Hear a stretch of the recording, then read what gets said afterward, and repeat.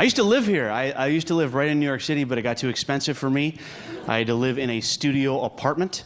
I don't know if everybody here knows what a studio apartment is. Basically, it's where you live in one room and you pretend like that's fucking okay. That you...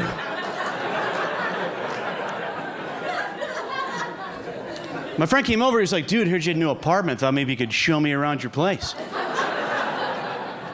Which I don't know if you guys ever given a tour of a studio apartment. But it always goes the same way. You know, you're like, okay, and right here we have the... And then you just start crying because your life is shit.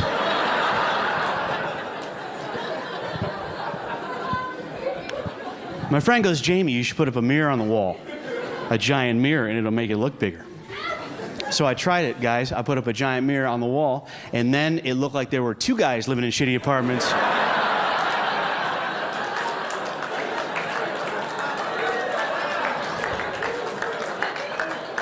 Two failures in matching pajamas. Like, oh my God, that guy's trying to hang himself too.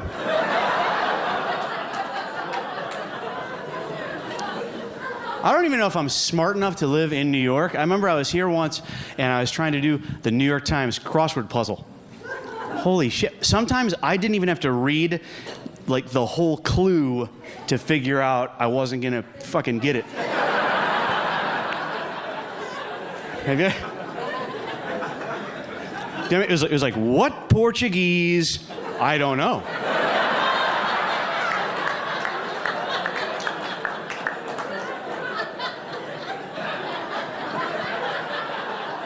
I don't think I know one Portuguese thing. I wouldn't be able to get that one if you let me write the rest of the question.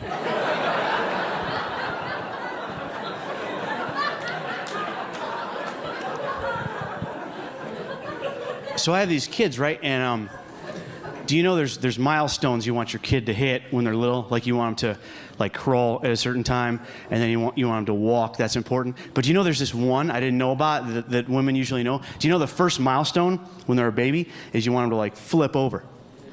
Right? That's like a big thing when the baby flips over from front to back. That's a real thing. I didn't know that was a thing, right? And my wife, when we had a baby, one day she goes, Jamie, get in here. The baby, Charlie, is about to flip over. And I just didn't go in there. You know what I mean? I just didn't.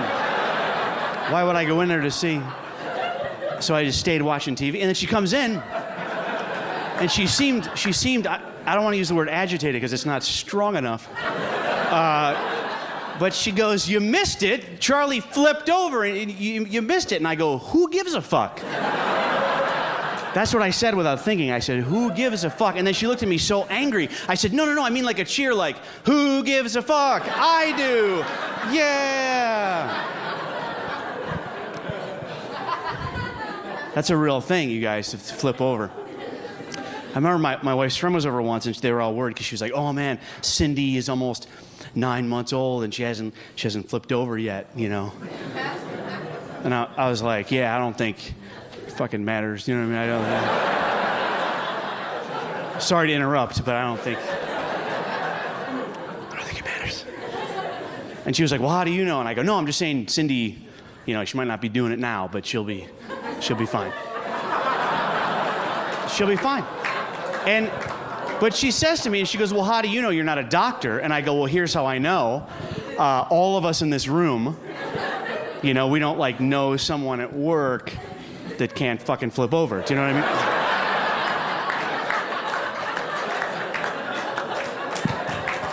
mean? Yeah, like we all learn to do it.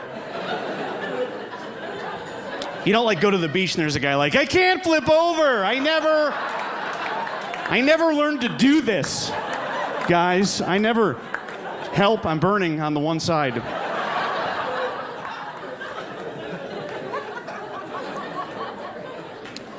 It's weird having a little girl too, because there's going to be talks we're going to have and stuff. There's boys are going to come over. She's going to get, you know, tits or whatever. And you're not. I probably won't use the word tits, you know, but it's.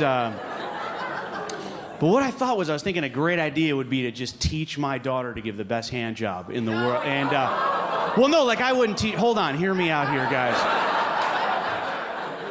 I think you should just give me a second on this one.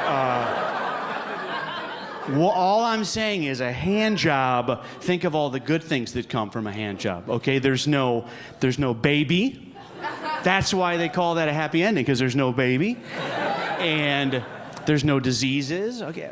Listen, guys, I'm just saying that I don't want my daughter to end up on one of those MTV shows, you know what I mean? There's no MTV show called 16 with cum on my hand, you know what I mean? There's no... Right? Oh, you know...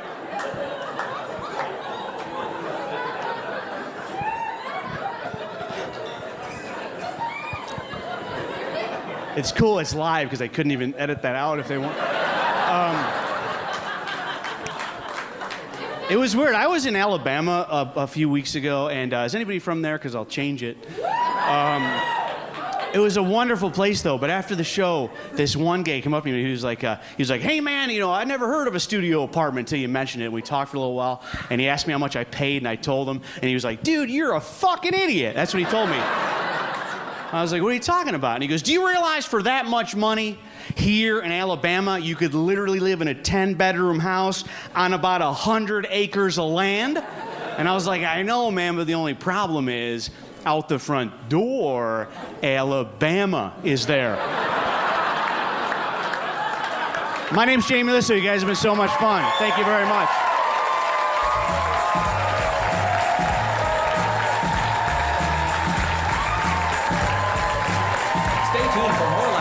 Access TV, live from the Gotham Comedy Club in New York City. Zainab Johnson is taking the stage when we return. Welcome back to the Access TV presentation of Gotham Comedy Live. More laughs right now. Your next comic, you know her from Last Comic Standing. Give it up for Zainab Johnson. Let her hear it.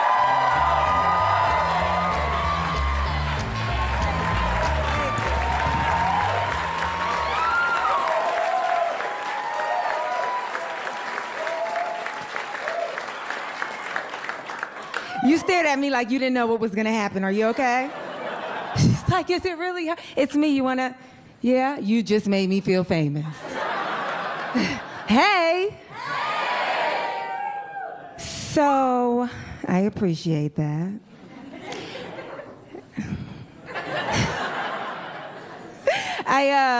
They say black people are always late. Who says it, sir? You do. Yeah. It was my New Year's resolution. I was like, I hate when they say black people are late. I'm not gonna be late anymore, right? But the thing is, when you show up on time, you notice when everybody else is late. Like my one homegirl, she's disrespectfully late. Like I try and trick her. The show starts at 8. I'm like, it starts at 7:30. She still gets there at 9:45. Disrespectful. We got into an argument. I said, you don't have any integrity. She said, Zainab, you don't get it. The reason why I'm always late is because I need time to do my hair. Okay, hair joke. Thing is, her hair never looks good. So now every time she walks in late, I'm like, you could have been on time. You could have been on time. I'm from New York. I'm so happy to be home. Yes.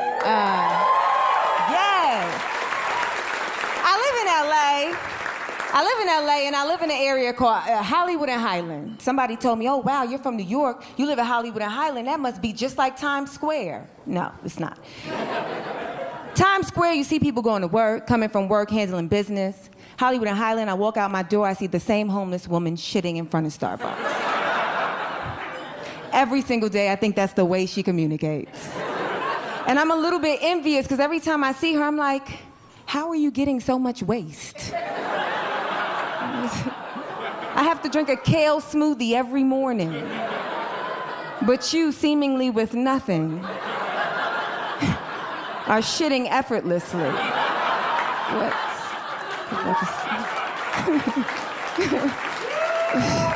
How is that work? How is that possible? I'm happy to be home. I'm happy to be home because I see some of my family in the audience. It's actually 13 of us.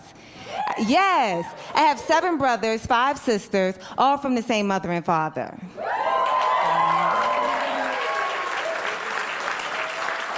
My mother's crazy. She's freaking crazy. I brag about it though. Like I feel like that's the thing that makes me special. You know, like I grew up in New York at times we ain't have shit. So I feel like whenever I was losing, that was like my go-to win.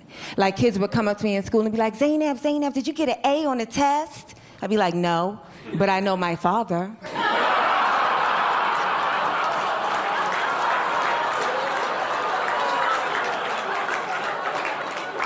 I come from a 2-parent home. What are the odds?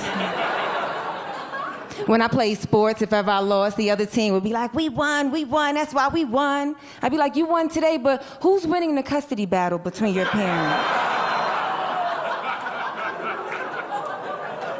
You might have to change school districts.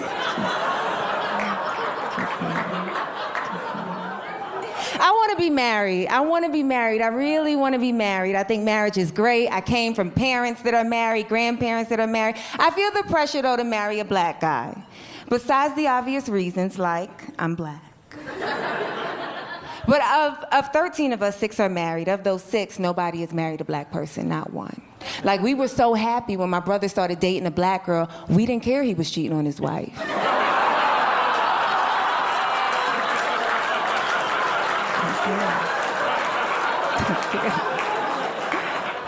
I found out later she was Dominican. I was like, we'll take it. That's close. That's close. It's so interesting though, like we're so different. It's so interesting to see 13 people grow up in the same house and be so different. Like my sister, she's older than me, but she's always been like bougie.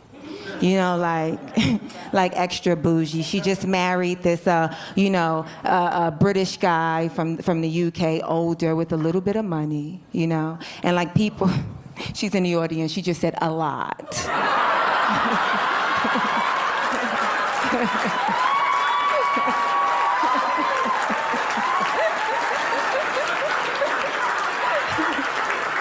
Just to prove her bouginess. So she has all these like designer items and people always say, wow, you know, you have all these nice things. What do you do for a living? She responds, I'm married. And like, I'm her sister, I know I should root for her, but every time she says it, I'm just thinking, bitch. Such a fucking bitch. My younger brother, he's complete opposite. He hood boy from New York. Could do anything he wants in the world, but he likes the hood. He likes to be like hood relevant, you know? Like